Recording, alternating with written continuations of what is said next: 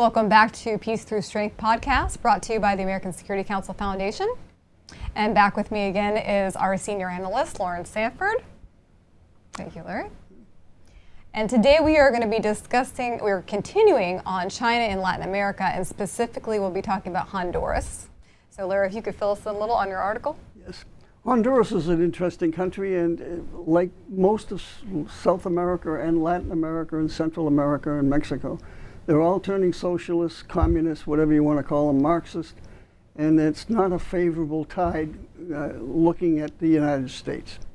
So Honduras is the latest example of they're stopping their recognition of the Republic of China or Taiwan and switch their allegiance to the People's Republic of China, namely Communist China. And of course, money is the big motivator, and belief systems that Marxism maybe is not a bad way to go. They look at China and the way it has risen from poverty in the last 50 years and say, gee, maybe that's a good way to go with state control, state doing this and state doing that. And of course, one of the problems is China is really not a communist country. It's really a fascist country. A communist country is the government owns everything, controls everything. A fascist country is the government controls all the media, controls your lives, controls everything except one, business. And so that's why when you say fascism versus communism, basically the difference is fascism allows individual farmers, individual businessmen, individual property owners to some extent, but always under the control and surveillance of the government. And just to clarify, that's CCP, Communist China Party, or China's Communist Party, is the ruling party, right, but not necessarily a communist country. Good point, yes. So China is led by communists as a fascist nation. So, and you pretty much answered my other question of why do you think that socialism is rising over democracy in Latin America? Well, one of the problems is Latin America really doesn't have capitalism in the sense the Americans, United States does. And they have the cartels, and Argentina, 100 years ago, was one of the richest countries in the world.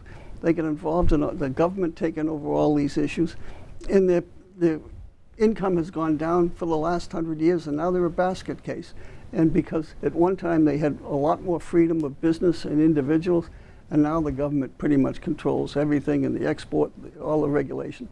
And so actually, wouldn't Honduras take a look at that example and see an issue here? Yeah, but they're getting money. The elite are getting money. And, so corruption's happening. And the beauty of the Chinese system, or the CCP system, is they have no laws about paying bribes to other organizations. They bribe left and right, and they sign deals without batting an eye. And of course, being communists, they lie. And so they have all these loans. So if you want to build a stadium, a big high-profile stadium in your capital city like Honduras is and El Salvador is doing, but always big stadiums, big high-profile works, so you can put your name on it. You go to China, they will lend you the money, but the loan deals are never spelled out in the public. And the Chinese have a deal where a lot of instances when they're paying for all these infrastructure, you can't pay them back. And when you can't pay them back, the Chinese extract a piece of land, piece of property, or a mine, whatever. There's always a payback. And the classic example is in Sri Lanka, where they took over a whole city, port city, because the Sri Lankans couldn't pay them back. And they are in quite debt now. Yeah. And this is an aside, but one of the reasons Sri Lanka is so much in trouble is they bought into the environmental green movement, and they banned chemicals for their farmers. So they had 25% drop in their agricultural input, so people are rioting and so forth. They are, yes. I was reading about that. It's a mess there. Go green. Again, another example of why maybe this is not a good idea. Yeah, absolutely. But anyways, Honduras is a new president. Her name is Castro. Her husband was formerly president. He was kicked out by the military, and so there's a typical story in Latin American countries of the military getting involved in the rulership, being kicked out, and then being kicked out by usually Marxists. And she's on the road to confiscating American properties.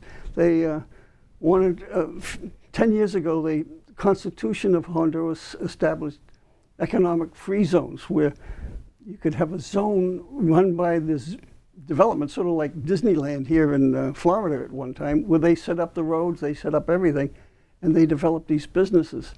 And what the idea was is to make a mini Singapore in, so that the people became more prosperous.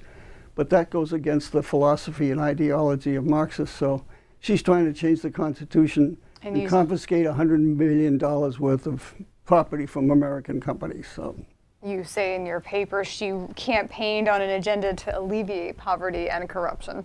They always do. All politicians do that, right? Yeah. So I'm guessing that is why people are buying into this socialist term. Well, especially there's the gaps in poverty. I mean, the middle class in America, thanks to industrialization, determines our culture. And of course, that's being eaten away with what's going on in the United States too. But without a middle class, you don't have the kind of capitalism we have here in America, the United States.